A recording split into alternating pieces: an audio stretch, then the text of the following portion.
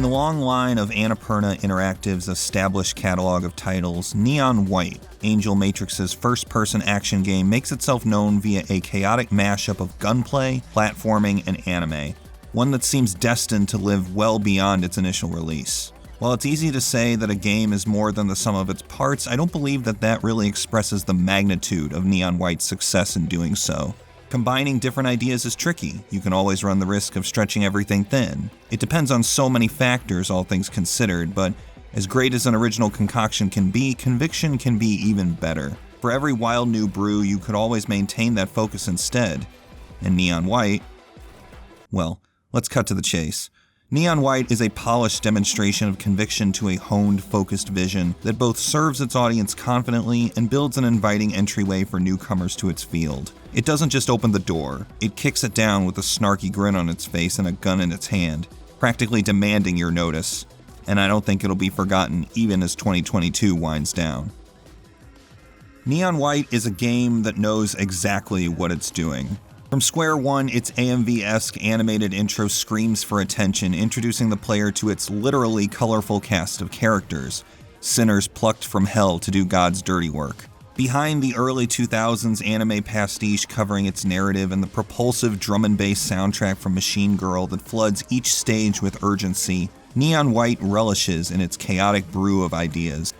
Whether every component of its aesthetic mixture is executed to its best is open to discussion, but once you're neck deep in its levels, it's easy to see where its gameplay priorities reside. Good game design is only the tip of the iceberg.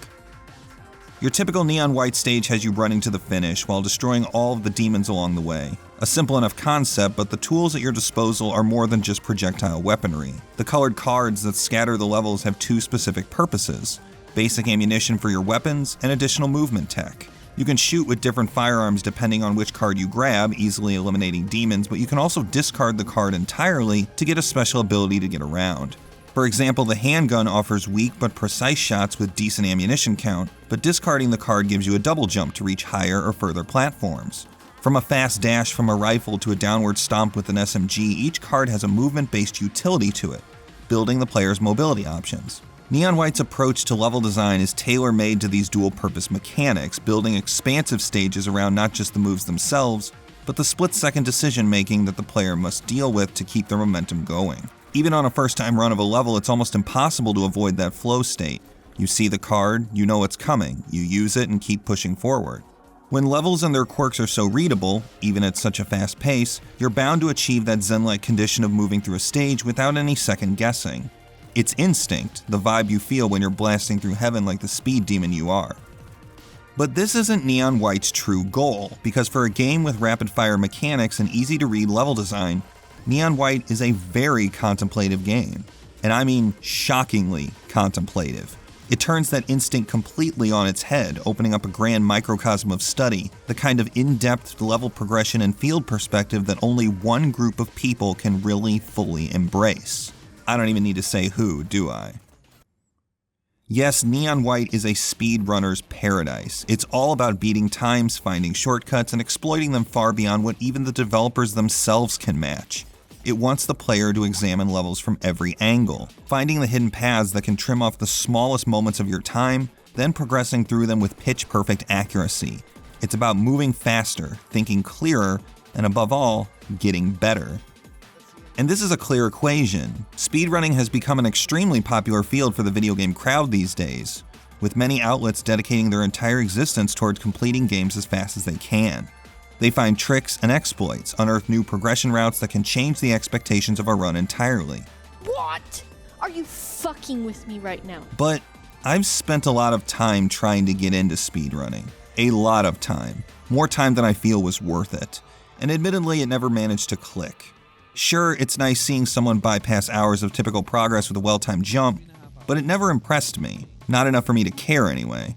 Speedrunning felt like a craft that was best set aside for me. It has its appreciators, no doubt, but I couldn't see myself getting super involved. But Neon White was shameless in its dedication to the speedrun zeitgeist, dead set on marketing itself around that niche, and doubling down on its appeal. As someone uninterested in speedrunning as a concept alone, it was kind of strange, but I suppose it goes to show just how valuable I find fluid movement mechanics in games to be. Sure, I'll never make the leaderboards, but at least I could experience the satisfying fever of moving around like a demon-slaying superhero. It's why I still enjoy games like Doom 2016. Even if I don't give a damn about the extrinsic reward to moving quickly, there's at least that intrinsic rush that comes from getting things done quickly. It feels good to move in games like that, and Neon White, speedrunning infatuation aside, still produces that feeling. So as someone who never clicked with speedrunning, I still anticipated Neon White and got to playing it at launch. Fast forward more than 25 hours of game time.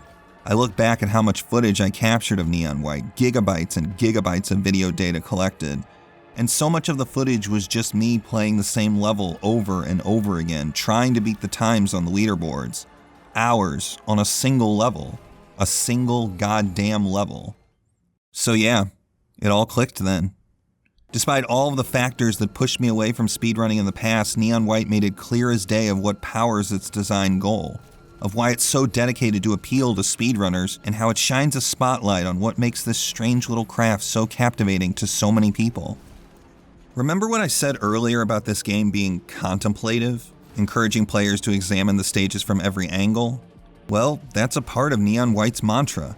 Having the twitch skills needed to make every move work is a core element. You need to pull that off to make the ranking. But that's just a piece of the puzzle. Pathmaking and finding the best route to the goal is a key practice that makes Neon White's levels shine. As I said, it's all very readable, but between the lines, digging deep and finding alternate paths is so rewarding. As a matter of fact, Neon White, in a very inviting gesture, offers a toggleable hint system, showing simpler ways to bypass parts of the level for better times. It's a great way to introduce new runners to finding these routes, encouraging them to read between those lines and climb the skill room toward its ceiling. The discard skills are also, for the most part anyway, diverse enough that it's easy to know when they're best applied. For example, Stomp provides fast downward movement, while Godspeed provides fast horizontal movement. Some later skills tend to overlap in their utility a bit, and a much later skill ends up being openly OP in its own use, but these different abilities act as pieces to the puzzle that is reaching the goal as quickly as possible. It all creates a mental map, a way to know how to navigate each stage to its fullest, and find the treasure of a faster, clearer direction. It's why readability and contemplation work hand in hand in Neon White's design. There are countless layers to how the skills and stage construction cooperate. You're bound to find a eureka moment where a newly discovered path lets you tear off just a second or two from your time. It's downright intoxicating. But I don't think this would have been nearly as compelling without some rivals pushing me to get better. With speedrunning, I always considered the idea of leaderboards to be worthlessly unachievable. How in the world would I ever come close to getting that good at a game? It was totally pointless to try, unless I just wanted to play the level over and over again for months on end.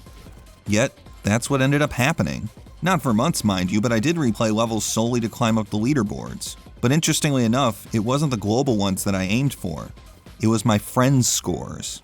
Here was another revelation I had toward understanding speedrunning: the community.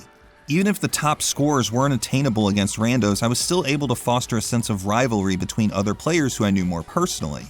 Sure, some scores were unattainable, but I came to realize that speedrunning doesn't have to be something where you need to take on the world. There's satisfaction in knocking a friend down the leaderboards, but you also get determination and initiative when they do the same to you. It helped that most of my Steam friends were on similar skill levels as I was, so the tension of outclassing them was all the more poignant. If I didn't have a collective of rivals to challenge, I wouldn't have put in as much time into matching their scores. Not even close. So yeah, speedrunning, like many outlets, doesn't have to be about being the best in the world. Sometimes a friendly challenge from a peer can satiate your thirst for improvement, more than a global leaderboard can ever do.